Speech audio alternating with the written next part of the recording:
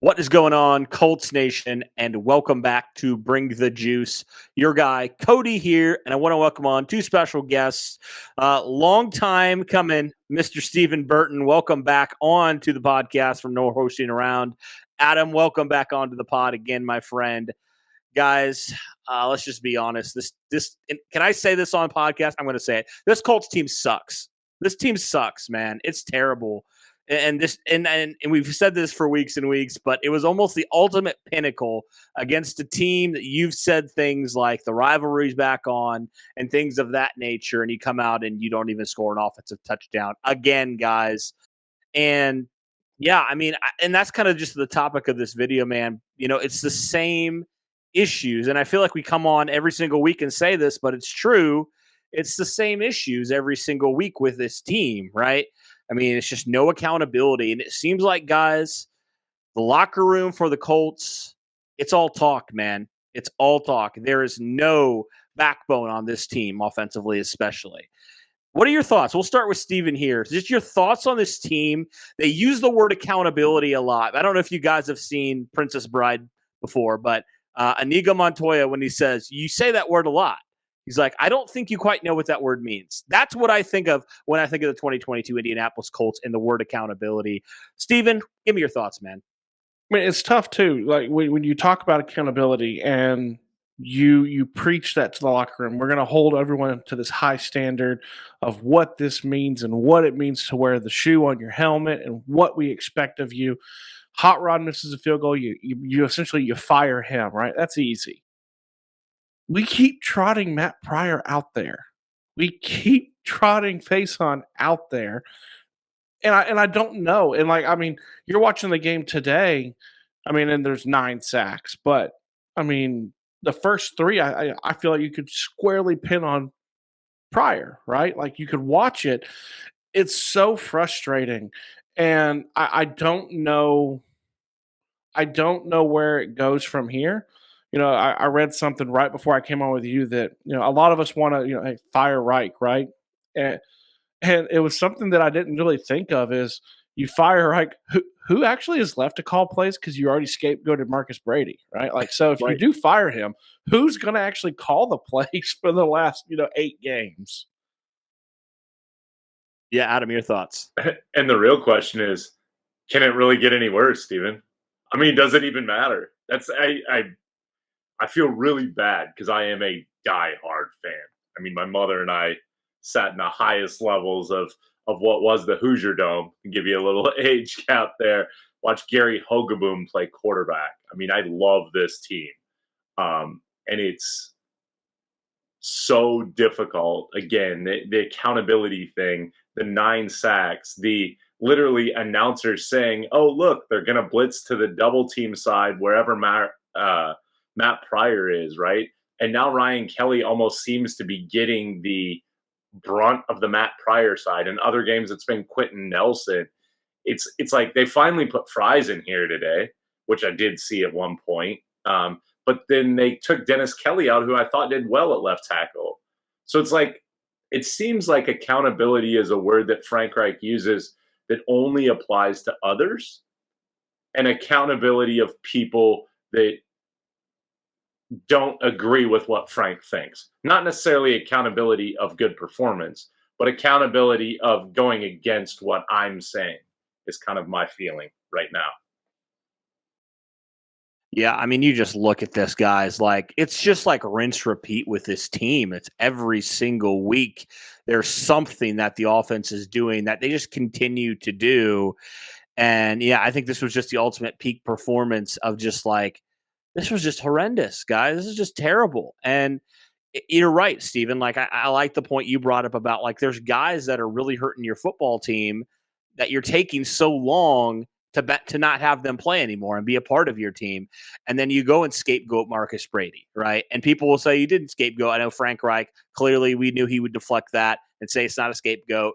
But like you look at what the offense was. Now, granted, I will say, obviously New England has a better defense than Washington did, but it was just pathetic today, guys. Guys, I want you to just like think about this and let this marinate for a second. How about how bad this offense was for the Colts against the Patriots? 121 total yards for the Colts on Sunday. Guys, that was the fewest the franchise has had, like, under Indianapolis since 1997, pre-Peyton Manning, guys. That's how bad this offense was yesterday or Sunday, depending when you're listening to this. It's that bad, guys. And it doesn't seem like anything's changing, right? You hear the offensive line, you hear Quentin Nelson and these guys saying we're going to fix this. And then it just continues week in and week out. We've said this for weeks. Guys, now we're entering the point of the season where you are what you are. And it doesn't matter how much you say we're going to improve and get it fixed. You haven't so far. And I don't think there's any chance you're really going to improve from where you've been right now. Yeah, I mean, the question I have too is I'm sitting here and we're looking at the O line specifically, right? And we've heard Ryan Kelly kind of come out and say it's or get off the pot time. We've heard Quentin Nelson come out and he said, it doesn't matter anymore. You are kind of what you are. It's time to fix it. And then we talk about how, the ongoing joke is always, but we have a really special locker room, right? Like we have a lot of high character guys. Like we've all seen that joke. But I was sitting there thinking about it today and it's got me questioning, what does the locker room actually look like? Because I can't figure out for the life of me, how do you have 3 all-pros on the offensive line who regress this much? Unless they just wanted to get paid, they've gotten paid. And let's just say, for hypothetical reasons, they got paid and they don't have that dog, that gut, that fire, and that desire to play well. Well, that's not that character that you've misjudged the character then at that point. We all know there's players that we've seen the Colts play against. We've seen players in the NFL that you always hear don't pay them because they don't have that desire once they get paid. And if that's the O-line, if that's really what's happened with these 3 all-pros, man, you badly misjudged the character in your locker room. Good point, Stephen. Cody and I have had some side conversations as well as my other counterpart, Andrew. And, a lot of the kind of mantra going around right now is, let's tank for draft picks and let's tank for this. And I've said a bunch of times, I don't know that I actually trust this regime to make the right decision. Yes, Chris Ballard's made some great picks, but at the end of the day, once you make those picks, you have to have the people in place to develop the talent. And I'm starting to get concerned that we have the individuals to develop the talent here anymore. It's a real concern for me. Sam Ellinger's Frank Reich's guy, right? Well, no offense, but do you want to be somebody's guy on a less than mediocre team? And kind of along your lines, it's the locker room, right? You've got this great locker room and you've got this great culture, but like, how hard is it to have a great culture on a mediocre team? And again, Stephen, we haven't ever really talked much together, but I've got some people that play for this team, and I know what's going on in there, and it's not a happy place. It's not what they're selling to us. They are not pleased. You had multiple players come out. Zach Kiefer quoted, I think, Paris Campbell today, right? This S is embarrassing. Literally, it's what Paris tweets out today. I mean, you've got a guy who fights back from injury for this. Like, how do you do that? You've got Bobby Okereke, who's busting his hump. I haven't heard anything about his contract talk. You've got Shaq Leonard. Sorry, Shaq. It comes back in like, what's he getting? 30% snap? If I hear one more time that this is an injury maintenance thing, and Shaq's chomping at the bit, like, it just something doesn't smell right, is what I keep saying. Something doesn't smell right, and I feel like when they're gone, we're going to find out. But it's just unfair to those of us who are season ticket holders and those of us who have been supporting the team so long that you're allowing that to continue at this point. It looks like, guys, this team is just playing flat, uninspired football. And to me, they talk all the time, right, about the locker room, how important the locker room is. Guys, from the smell test, this locker room stinks, and it stinks bad. It really does. Like, nobody's holding anybody accountable, right? You think about if this team truly had a great locker room and guys that were, right, they talked about the friction, right, with this team. There's no friction with this team. Nobody's holding anybody accountable. Like, you don't see that, right? Nothing's getting changed. Nothing's happening with this team. And so I just look at it and I'm like, man, the Colts are, and Chris Ballard and everything like that, the Colts are basically the dollar store version of the Titans right now, but except they can't run the ball, right? They've invested all this money into doing those things, right? And their defensive line as well, but they're just not playing inspired football. And I think that is, to me, a big reason why you look at them and you look at a team like the Titans, who I would say, from a pure on paper standpoint, if we were talking about at the beginning of the season, the Colts were a more talented team, but the Titans are a much more well-rounded and coached team, even though I think the talent is still lacking there with Tennessee. Right now, they're 5-2 guys. They could be, after this game, we'll see how it happens, but they could be the number 2 seed. Because I think a large part is because there's coaches in there, and Mike Vrabel set this culture that the Colts wish they had. That's about accountability, right? The Titans are a tough football team. They're tough mentally. They go out and they perform week after week. And the Colts just seem like the complete opposite of that, which really stinks given we know Ballard can draft talent. We've seen it. But it seems like guys just the precedent that's been set by Frank Reich and just his coaching staff, it's a soft precedent. It's a soft mentality, and it's leaking into every aspect of this team, unfortunately.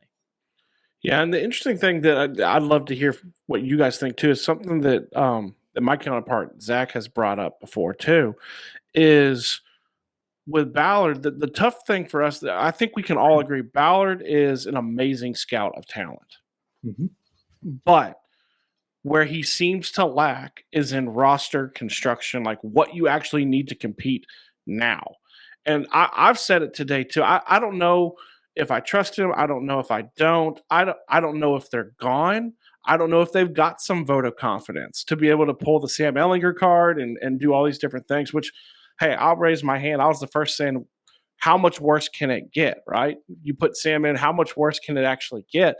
But I sit there today, too, looking at 9 sacks and go, it doesn't matter if you draft C.J. Stroud. It doesn't matter if you draft Bryce Young. I watch our O-line. I think I said this today. I tweeted this out. I said, I'm on the Will Levis because he's the only one who's probably going to survive behind that O-line. Everyone else is going to get broken in half with the way that they play. I mean, it's – and the other thing we talked about, me and Zach, too, is that it's the – sold a bill of goods feeling, right? It's we were supposed to win the division. We were dark horse Super Bowl contenders. If it was going to be bad, like I wish I just would have known it was going to be bad. Like, hey, we're not what we think, right? But you go out, you get Matt Ryan. It's like, man, this is it. And man, we are bad. But the thing that scares me the most is as bad as we are, I still don't think we're bad enough to get one of those top guys. And then even if you did, like I said, I don't know how much difference it makes with the team that we have. Right. There's gonna have to be a lot of changes. Coaching staff, potentially GM, and I think some players that honestly, you're gonna probably be surprised are gone. Need to be gone because it's just this stink in the locker room. It's terrible, man. Nobody is performing well offensively. Absolutely nobody. And it's bad given, how much you've paid, especially your offensive line. You paid Quentin Nelson over $20 million a year. You paid Braden Smith a good amount of money. You have Ryan Kelly under contract. He's getting one of the highest paid centers. And all these guys are underperforming from what we're used to.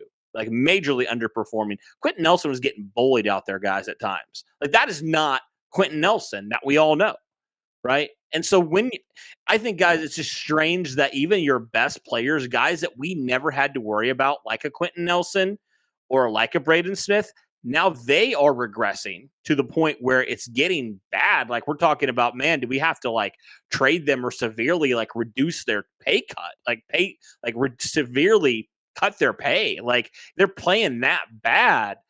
What do you guys think? And Adam, I'll go to you. Why is this happening? It's not just one player. It's multiple players that have severely regressed this season for the team. I think you're watching them speak out. I feel like they've had a gag order in that locker room, right? I feel like there's been a gag order put on the team about don't talk about what's going on in here. If you're frustrated, you can talk about how overall you're frustrated, but don't say a word. And the reality is the only way they can speak is come out and not play. And if they're not intentionally trying to do that, I think it speaks to the mental fatigue that they have of just physically going in that building every day, knowing that no matter what they say, whether the idea is right, wrong, and different, it doesn't really matter because no one's going to listen to them. That's legitimately what I think is going on. And to me, there's no clearer representation of that than Marcus Brady firing and Chris Strausser still there. I mean, you have three, we talked about this last week, Cody, three Pro Bowl linemen, and you've got Chris Strausser, and somehow Marcus Brady, who doesn't call plays, gets fired, yet Chris Strausser keeps his job and is the laughing stock of any telecast, even if Adam Archuleta's doing the broadcast today, about how much they're beating up that offensive line. I think the guys are doing their best to speak out without speaking out. Interesting. What do you think, Steven? Yeah, so I mean, I can see that. I can see. I mean, I'll say this: I see more leaks this year than I think we've ever seen. Right? We've seen Kenny Moore look upset. We've seen other players kind of speak out from the locker room. We've seen people be upset when Isaiah Rodgers wasn't starting, like vocally, like out there supporting him saying he doesn't know why he's playing. Seen Dennis Kelly and things like that, things that we haven't seen in years past. I kind of lean sometimes on the side. So I think Pat McAfee, we all love Pat, right? Like we joke on our show, he's the loudest, proudest Colts fan with the biggest microphone. And one of the things he brought up, and I don't know, he brought up two different things, one on Strausser and one on the players. She brought up with Strausser is that it's really difficult to fire a position coach in the middle of the year because apparently I think the Colts, and this is lack of preparation probably, is they only have, I think, two other assistants in that room, and neither one is anywhere near ready to take over as an actual position coach. But like we've said earlier, could it get much worse, right? Sometimes you just have to send that message. And the other thing he brought up, and I think, Adam, you hit it really well with how you put it. The players aren't tanking, right? They're not doing that, but because they don't want to put that on tape. Some of these players are going to leave. They don't want to put poor effort on tape, but at the same time, they're probably not on the jug machine as much. They're probably not running that extra wind sprint. They're probably not staying a little later in the film room because they're tired of it. And we've all been in places, I mean, most of us have, where the workplace is just, I don't want to use the word toxic, but it's that way. And it's not a place you want to be, and it wears on you. And I think, Adam, I think you're right, man. I mean, I think there's it's something weird. I mean, I kind of feel like, so I get vibes of several different teams, right? Like I get vibes of like 2020 Eagles when they were just like toxic with Carson Wentz, and then they brought in Sirianni and they brought in a young quarterback, and the GM, he's still there, but he made a ton of moves. I also get kind of this vibe of like, I can't remember the year, but that year right before Jim Harbaugh went out to the 49ers, and they were just toxic, and they had nothing. They had the talent there, but they couldn't do anything. They needed a different voice. And even as much as this year, you look, I think the most relatable team to the Colts this year is the Vikings of last year, right? They had a coach that everybody loved. They had a GM that was extremely well respected. They hit a wall. They hit a ceiling, and you had to make a move. And they make a move, a drastic one, and you look at them now. I think that's where the Colts are. I mean, I hate calling for anybody to be fired. Like, I've been very careful of what I've said, but it's just like, man, because I love Reich. Like, I love Frank Reich. I think he's an amazing person. I think I told Cody, like, my biggest geek out moment was being in a press conference with him and getting to talk to him. Like, it was really cool. But I do think there's, they've toned him out. I really do. And if anybody tries to tell you otherwise, I think they're wrong. I think we've talked about this, Cody, and that's kind of why I'll insert this too, Steven. Like, we've talked about Frank Reich as a human is unbelievable. Frank Reich as a football coach is trying to live off the unbelievableness of Frank Reich as a human. It's like, I don't know, Because to me, you were talking about the assistants on the offensive line. I certainly wouldn't mind giving Hall of Famer Kevin Mawai an opportunity to coach this line, That's a who's good the one. assistant to the offensive line. Not saying he's going to be better or worse, but I mean, can't imagine that he doesn't have a few things he can't tell the boys. Right. I always forget about Kevin Mawai. I know. Yeah. I looked it up while we were talking, so call myself out. I'm always good for that. But yeah. Yeah, I mean, yeah, I think it's pretty obvious with how this team has just completely like flipped, like from where we were last year to now, like just all these players just for a year later just completely dropping off. Like, yeah, I think the locker room is lost, guys. I think it's very fair to say there, nobody like you said, like when you're in a toxic place, like when you hear some, even if it's like a good thing, I know from personal experience, like even if somebody says something, but you're just totally done, like it doesn't matter. Like, you're going to tune it out most of the time. So, yeah, I mean, I think that's kind of where we're at, unfortunately, with this team. And, I think there was no better example than the New England game where the offense looked completely pathetic. Couldn't even convert a third down, guys. That's how bad it was. So, yeah, we'll see, guys, what happens here. I mean, the Colts 3-5-1. That tie even looks worse now because it may impact draft position. It probably will, which sucks. But we can't even here we lose are. right, man. I know we can't even tank right. It's insane. So I think there's no way that I think Frank Reich lasts after this season, guys. Like it can't. You just cannot do this. And if you do, you're going to tick off not just a lot of players, I think, but also a lot of fans as well. So that would not be a wise move at all. And guys, the Colts now, I think there's been 3 games the Colts have been almost blown out by 20 plus points. So it's getting bad, guys. And now you're even losing games you should have won, like that Washington game a week ago. Like you gave that game away. So like you're losing in different ways now. And I've said this before, and I said it last week. I said the Colts don't want to win. They just don't want to lose. Like they're playing not to lose. They're not playing to win. And that's exactly, guys, what I saw when the Colts went 4-12 in 2017. Same idea, same philosophy there, that the Colts just didn't want to lose, but they also didn't want to win. And that's how bad teams work, guys. And unfortunately, the Colts are a bad team this year. Like we've seen it. I think the proof has been in the pudding, and the pudding has stunk this year so far. So, I mean, guys, I can only think of one game this year, honestly, that the Colts deserve to win that game out of the 3 wins they had. And that was the Jacksonville game when Alec Pierce went and won that game. The other 2 games, let's be honest, they didn't win because they wanted that game. They won because the other team screwed up.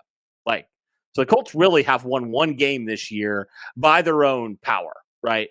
They've willed themselves to one game, which is just insane when you think about it. In the games they have left, I mean, have you looked at the remaining schedule? Yeah, it's brutal. I think there's a pseudo legitimate chance they don't win another game all year, minus that Texans game, the last game of the year. Man. You've got Vegas in Vegas. We all know when you travel to the West Coast, it's difficult. You've got Philly. Don't think there's a chance there. I think Pittsburgh maybe even beats us at home. Dallas, Minnesota, who's obviously playing out of their mind. We know that game will be within 1 score, though, because that's how Minnesota wins. The Chargers, the Giants, and then the last game of the season is Houston. I legitimately could possibly see them not winning any of those games. Wow. That's mind-blowing. That's crazy. That is mind-boggling that this team, for all the hype that they were bringing us. I mean, we even bought into it a little bit, guys. Like we definitely did. I mean, this team, it's not like they're devoid of talent. That's the weird thing about this team is like, they're not devoid of talent. They're just not executing at all. Like they're just not prepared. It's obvious they're not executing. And now it doesn't even seem like they want to be out there. So all 3 of those things, kind of that trifecta of a bigger issue at hand. And I think it goes to the upper management as well. I think it's just a combination of everything from the players to the coaches to the GM, even to the owner. I mean, we can even throw that out there too. Like it's a microcosm of everything. So yeah, guys, it's going to be rough. Do you guys have any last thoughts here just about this team? Anything that you wanted to get in before we kind of wrap this thing up? Well, I mean, the only other thing I was going to say is I'm with you. Like it's maddening. And what Adam said has kind of been ringing in my head over and over a little bit is that you look across the board and it seems to be coming from I'd be interested to know from up down, because here's the thing. Like I brought up, or someone brought up to me the other day too. It's like, did Frank Reich really forget how to coach offense? Like, did he really? I mean, I'm not defending Frank Reich, and I don't think that I don't think at this point you can bring him back next season. But he's coached a top 10 offense every season he's been there, and now you are dead last, right? So did Frank Reich just forget how to coach offense in one off season? Did the three all pros on the O line forget how to play? Did our receivers forget how to catch the ball? Because I saw a lot of drops again today. You want to see if Sam Ellinger's the guy to go into next year? Well, catch the dang ball. Like when he puts it in your hands, like Michael Pittman Jr. And I love him.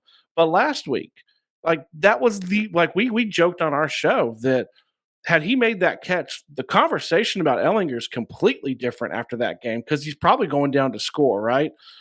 Like what is going on is the biggest thing. And if it takes them cleaning house for me to find out, I would love it, because it's dumbfounding to watch. Yeah. It's two quick things. One, as I was doing research on some of the coaching staff, go take a peek at our existing coaching staff. It's like they've been building up for this breakdown. You've got 20, 30, 40-year veterans in the NFL coaching, and the assistants with like 6 and 8 years. It's actually really, really, really intriguing. I would never say any team does that intentionally. And the other, we'll call it parting shot, I guess. I don't know if you guys know this, but our leading receiver today wasn't even playing football last week. Jordan Wilkins was our leading receiver with 4 receptions. How god-awful is that? And that's not a shot at you, Jordan. I love how hard you work. But are you kidding me? That's horrible. Oh, guys, this is bad. It's almost like the absurdities to the point where you almost just have to laugh and just be like, this is just insane. It's almost a comedy at this point with how bad this offense is. And yeah, for all these reasons, I definitely think there's going to be some changes. There needs to be some changes. If not tomorrow, I don't think it'll happen tomorrow, but if not tomorrow, at the end of the season. And we'll see what the Colts do. And hopefully we can find out some things, right, as well about this team and what the heck happened with this team. But right now, guys, we'll see. We'll see. The Colts currently sit at 14th in draft position as it stands right now. There's a lot of teams in that 3-5 record right now for the Colts. If they were 3-6, they'd be up in the top 10. So really, next week the Colts could potentially be up there. So we'll see what happens moving forward. But guys, I think that'll do it for kind of our talk at the Colts accountability or lack thereof. Let us know in the comments below your thoughts on those things. Thank you guys so much for tuning in. Thank you, Adam. Thank you, Stephen, for coming on. Always a pleasure, my friends, and always a pleasure to talk to you guys about Colts and all that stuff. Be sure to hit the like button, subscribe, all that stuff. Real quick, guys, why don't you tell the folks where they can find you and find your work? Go ahead, Stephen. You can find us. Obviously, it's me and my co-host Zach Boyd over at No Horsing Around Podcast. Cody and them, huge help. We actually, as bad as the season has gone, we actually managed to hit the 2K subscribers today. Nice. So we're really excited about that. You can follow on Twitter. We're on there all the time too. But yeah, jump over there, hit a like, subscribe, and you may just see Cody or Derek too. That's right. Absolutely. Cody's like building that coaching disciple tree, right? Because I could say the same for our podcast. Cody's really helped us out a lot. We're at Factually Football. Twitter handle is facts in the letter N football is my Twitter handle. You can also look us up on YouTube. It's myself and Andrew Thomason, who also writes for Stampede Blue. So love to get those likes, but quite honestly, just love talking with you guys about football as much as it's disheartening this year. So thanks again, Cody. Yeah, absolutely. Thank you guys for taking some time talking about this. It's not fun at this point in the season to talk about the Colts, but here we are because we love this team, win or lose or draw. We love this team, and we're always going to love this team. And we're going to be hard on them when we need to be hard on them, like right now. And that's not going to change. And I know you guys will do the same. So, yeah, guys, thank you so much for tuning in. And as always, guys, go Colts. What's going on, everybody? Today, I wanted to talk to you about our sponsor, BetStamp. Now, I know what you're thinking. Derek, another betting app? What is so different about this one now? Well, I got to tell you guys, I'm not into online gambling a whole lot and bets online and everything, but I got to tell you, BetStamp is one of the coolest things I have ever seen in regards to betting online. The great thing about BetStamp is it allows you to see all the different odds from all different sports books and see which one provides you the best odds possible for any game or scenario you want to bet on for your pick versus some of the worst. BetStamp allows you to also buy and sell picks that you have without worrying about losing your money or having any issues with it. Believe me, it's all free. I mean, look at this, guys. You have an option for every game across all different kinds of leagues in a ton of different ways. You have baseball, you have college football, UFC, NBA, and NFL. Great for the NFL season now being here. And if I wanted to bet on this Tennessee Titans versus Buffalo Bills game, it shows me in real time what are the best odds, which sports book I'm going to get the best offer from versus some of the worst ones. Because why would you want to earn less money from PointsBet when you could be winning more from ProLine Plus? Again, a great thing that BetStamp offers you, allowing you to make more money for the same pick just with a different sports book. How easy is that? And the great thing is there's not just games. There's player props, there's game props, there's lines, there's live tracking. There's a ton of great ways to make bets and picks on BetStamp, guys. Totally a cool thing to use. I highly encourage you check it out if you're into any kind of online betting. Even if you're not, give it a check. See what you like about it, because I think I actually enjoy using it. But the best way to get an edge on online sports betting is having multiple accounts at different sports books. Be sure to hit the BetLink page, betstamp.app/onboarding. Be sure to check out the BetStamp app or online, and be sure to use the referral code JUICE, plug in your state, and you'll get access to all their affiliates and their prices once you open it up, seeing all states' lines. Be sure to check this out, guys. You won't want to miss it for the best odds on your next sports bet.